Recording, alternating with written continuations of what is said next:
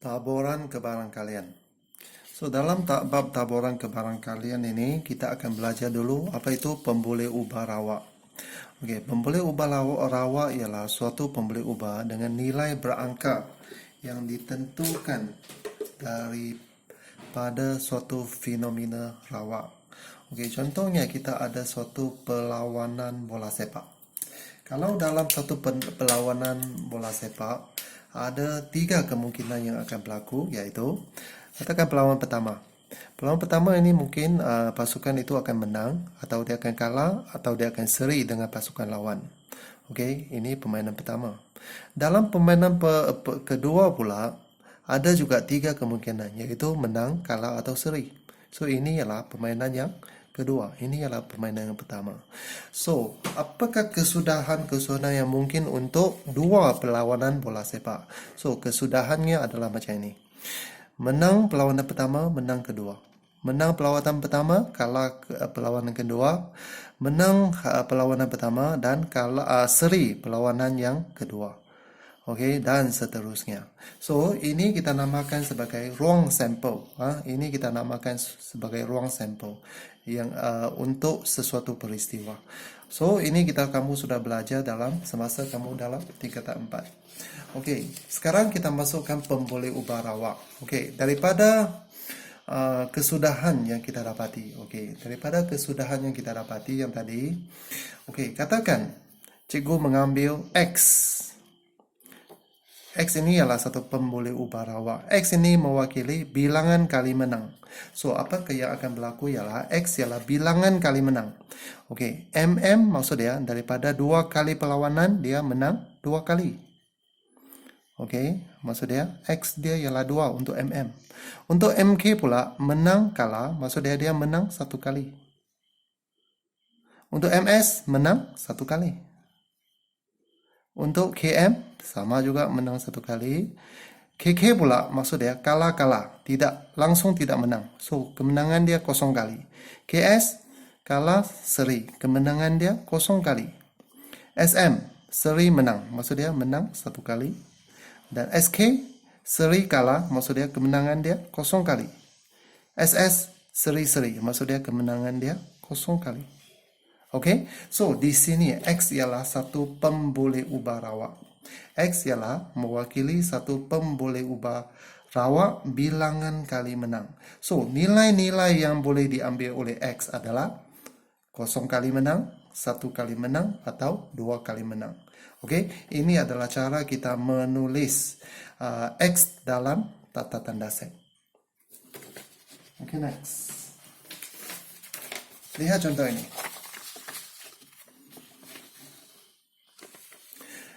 Nyatakan pemboleh ubah rawa bagi situasi berikut. Okey, katakan sebiji dadu dilambungkan sekali. So, apakah pemboleh ubah rawanya? Pemboleh ubah rawanya ialah nombor pada permukaan dadu. Kalau kita anggap nombor pada permukaan dadu itu ialah X, maka X boleh mengambil nilai 1, 2, 3, 4, 5, 6. Nilai-nilai pada permukaan dadu. Okey. Contoh 2. Nyatakan, pemboleh ubah rawa bagi situasi berikut. Okey, seorang lelaki menunggu bas di sebuah perhentian bas. Apakah pemboleh ubah rawa yang terlibat? So, pemboleh ubah rawa yang terlibat ialah masa menunggu. Okey, masa menunggu. Okey, next. Seterusnya kita akan belajar pemboleh ubah rawa.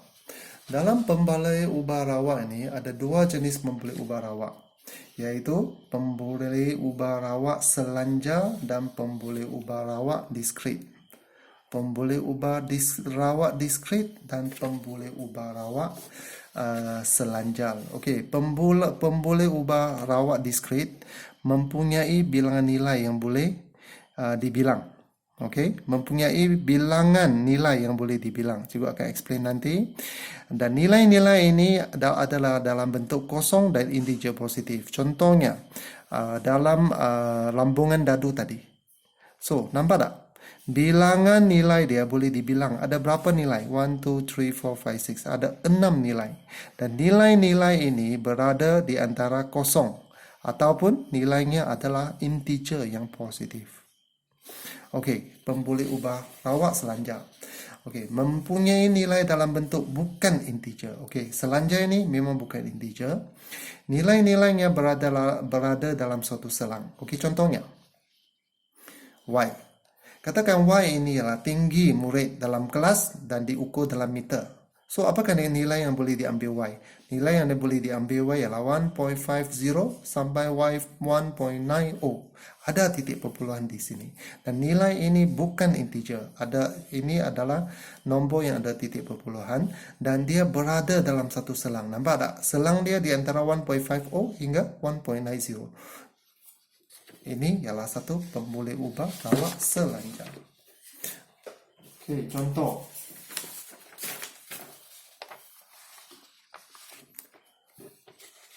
Tuliskan semua kesudahan yang mungkin dalam tata tanda set bagi peristiwa berikut.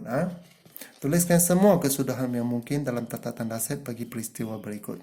Okey, sebiji dadu dilambungkan 3 kali. Diberi X ialah bilangan kali mendapat 4. X ini ialah satu pemboleh ubah, bilangan kali mendapat 4. Kita lambung dadu 3 kali. Okey, apakah nilai-nilai yang boleh diambil X? X boleh ambil nilai 0, 1, 2, 3. 0 maksud dia lambung 3 kali, 1 kali. Tidak ketiga-tiga kali langsung tidak mendapat 4. 1 bermaksud dia lambung 3 kali, ada 1 kali mendapat nombor 4. 2 maksud dia lambung 3 kali, ada 2 kali mendapat 4. 3 maksud dia lambung dadu 3 kali. Ketiga-tiga kali itu mendapat nombor 4. So, X ialah bilangan kali mendapat nombor 4. So, X ini ialah pemboleh ubah rawak diskrit. Mengapa? Sebab nilai pemboleh ubah rawak boleh dibilang. Nampak tak?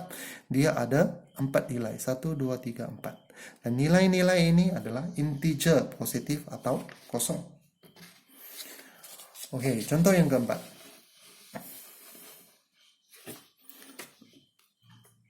Tuliskan semua kesudahan yang mungkin dalam tata tanda set bagi peristiwa berikut. Ali menunggu bas di penghentian bas. Situasi dia. X ialah pemboleh ubah rawak yang mewakili masa menunggu bas. Masa menunggu.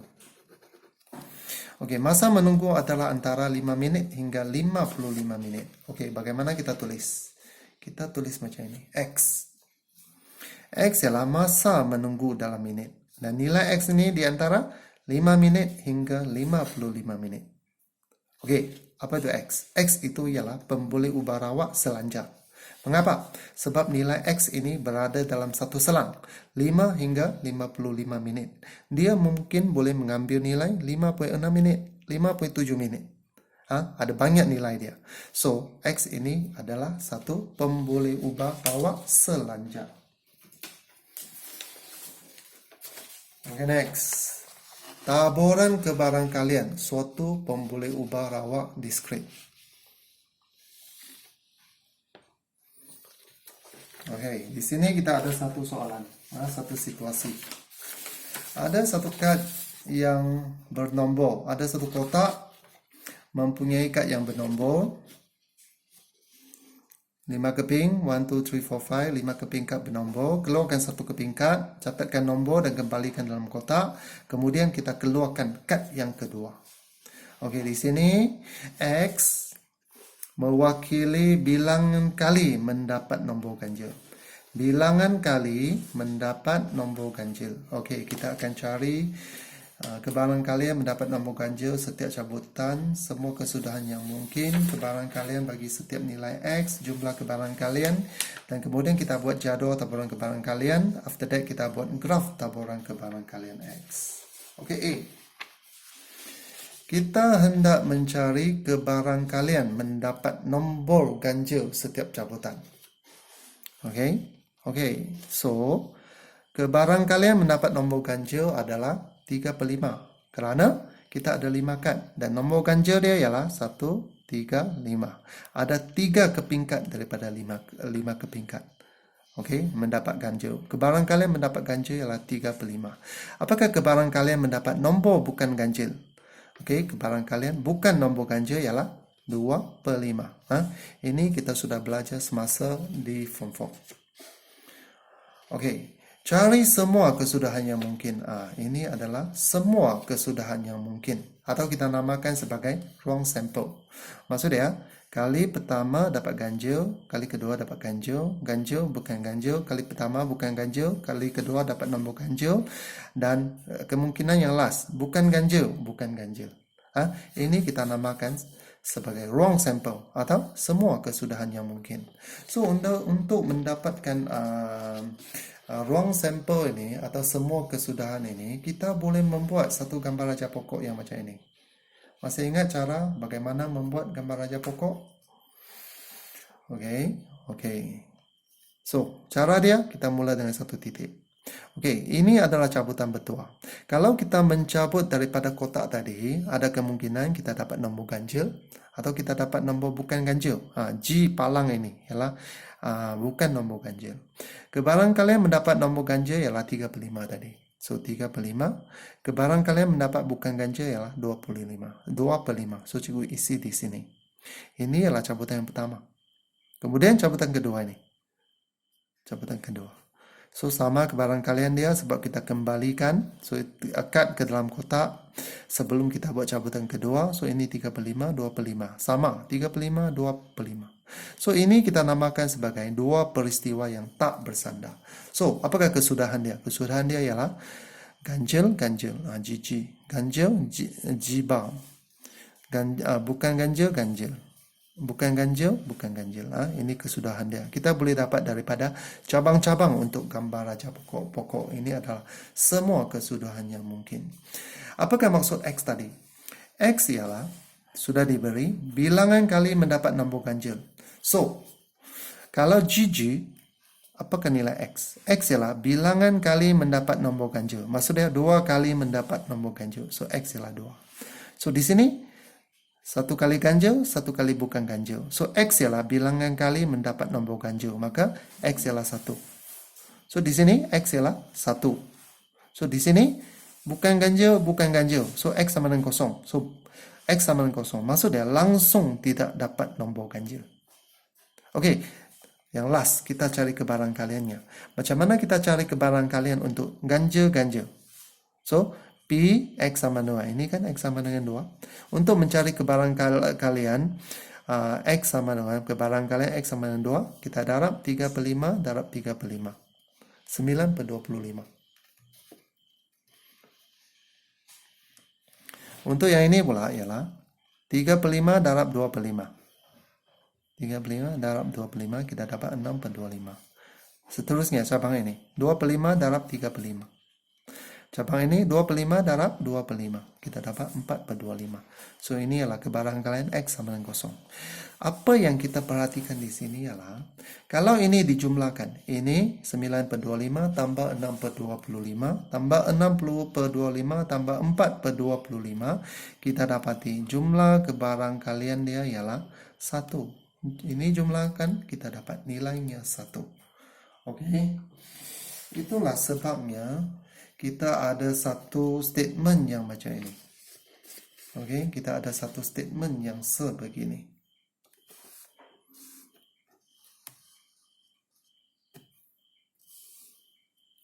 Jika X ialah pemboleh ubah rawak diskrit, jika X ialah satu pemboleh ubah rawak diskrit, okey, dan nilai X ialah A1, A2, A3, Rn.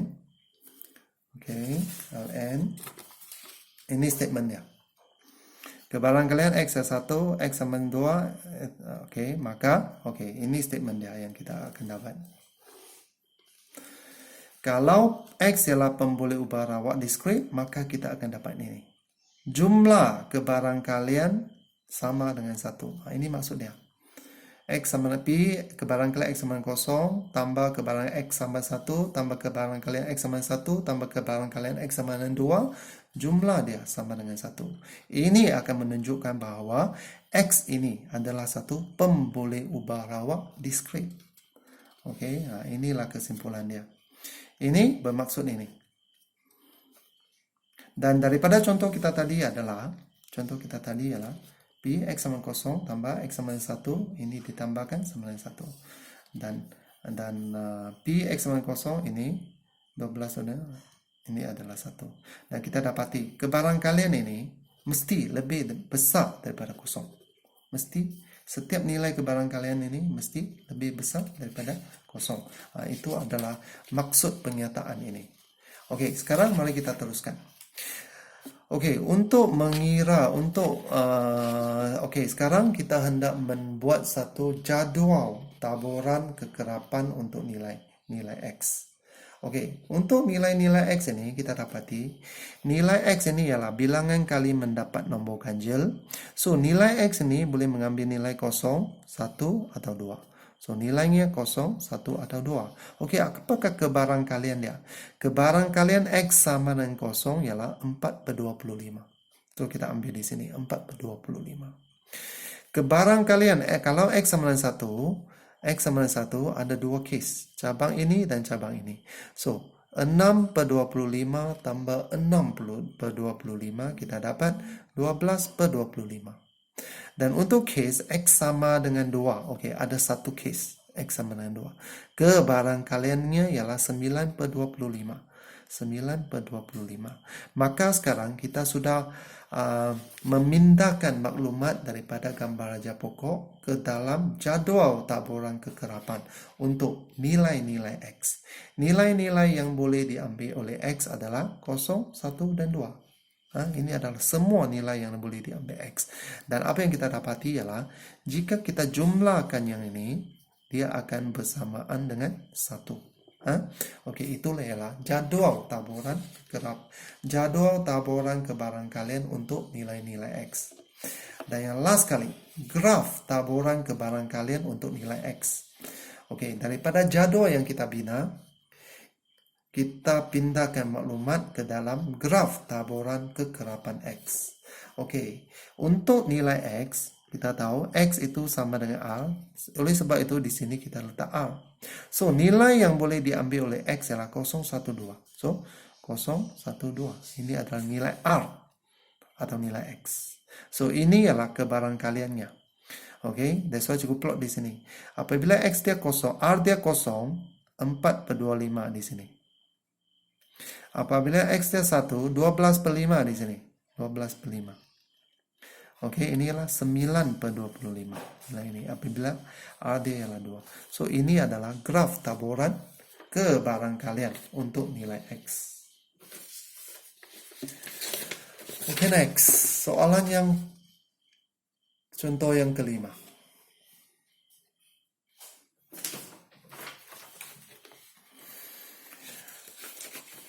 Okey, di dalam satu kotak, ada produk K dan produk C.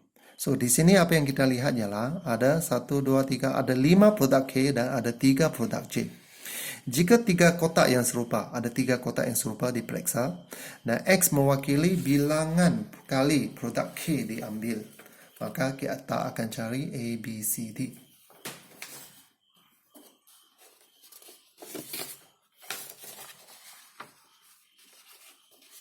Okey, A.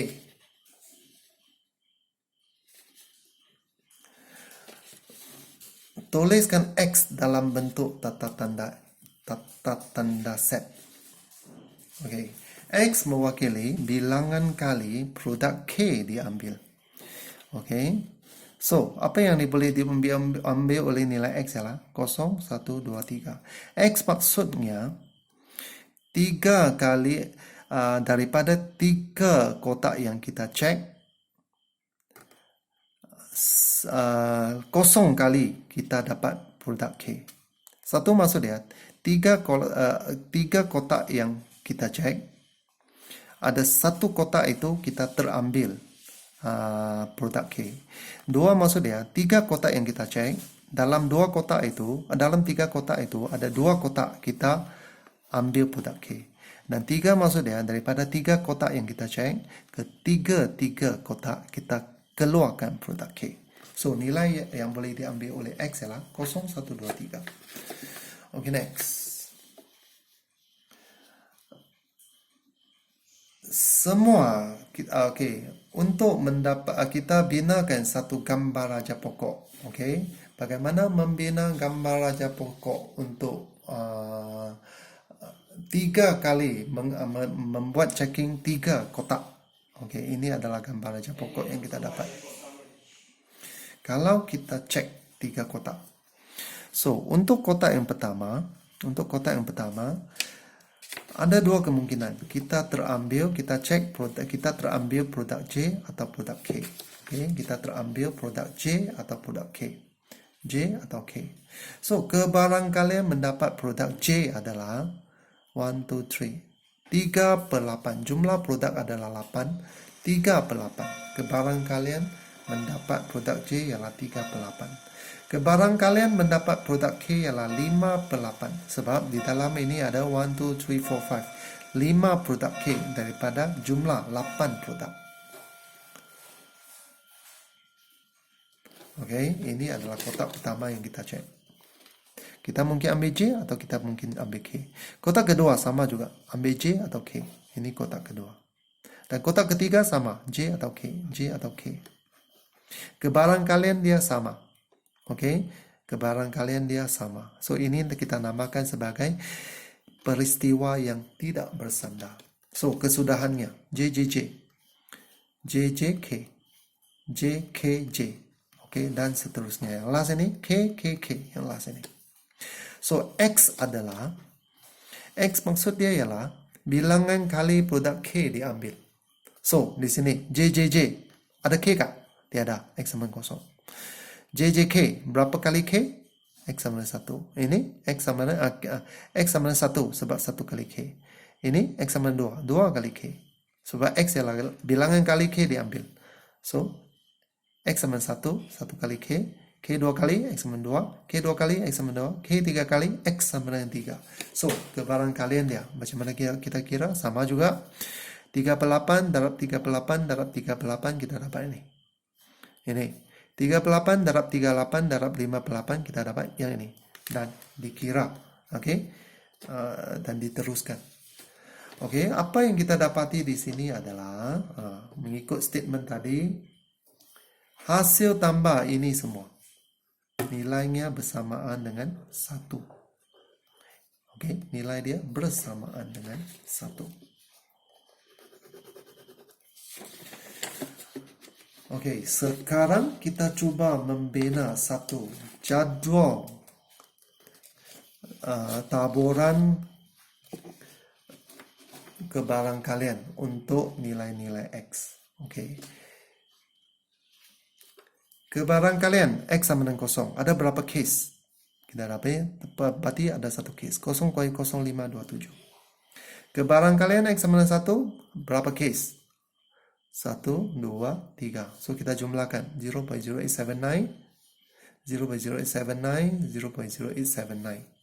Jumlah dia 0.2637.